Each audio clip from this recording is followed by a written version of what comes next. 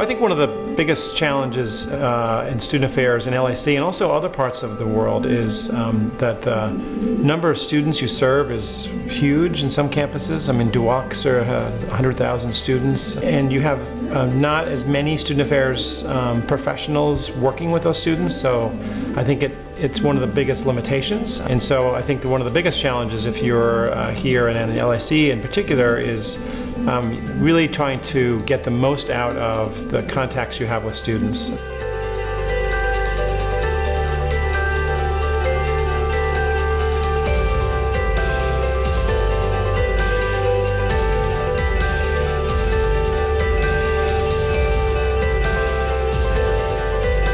How do we effectively communicate with this new generation? You know, 10 years ago, students actually opened their emails. Now they don't. Here's what I think.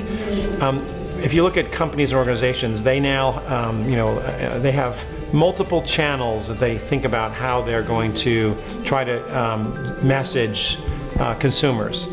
I think we have to think about that in the same way. Email can be effective for some. Text messaging, we know that Generation Z, this new generation, heavily uses text message over email.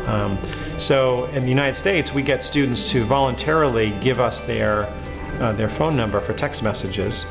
And as long as you don't overuse it, it can be an effective tool to communicate with students. This is what we call old school. You go back to like literally writing on chalk on the sidewalk, sometimes where students walk. You have to think about multiple ways in which you can try to capture their attention. In a lot of ways, also making sure that if you're going to develop a message for students, get students to help you write the message. Get students involved in that themselves, because our language, the way we would communicate with Generation Z and this young generation, will seem more stilted, may not seem seem artificial. So getting students to be a part of that process can help as well.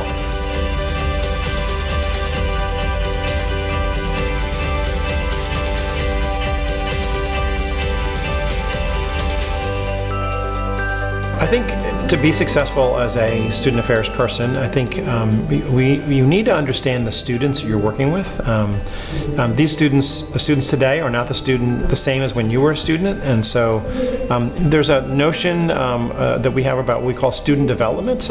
It's actually human development.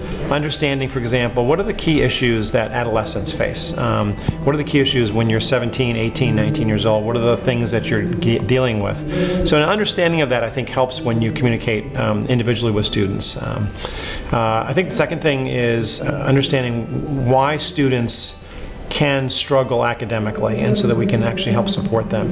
I think really the core thing about if you're going to do this work, you really have to care about the success of students. You should have some inner satisfaction with the fact that a conversation or interaction with a student or a student organization that you advise makes a difference in students' lives, and you're actually helping them advance to adulthood. I think sometimes it's a calling. It's something that it's in your heart. It's a passion because it's a lot of work. It's a lot of hours, and sometimes you don't get a lot of thank yous. But it's a very important work because we are contributing to students being successful in college. So those are, I think, important. I think you can be an extrovert. You can be somebody who likes to speak in front of groups, but you also can be somebody who works quietly with students. So the field of student affairs, I think, accommodates lots of different types of personalities.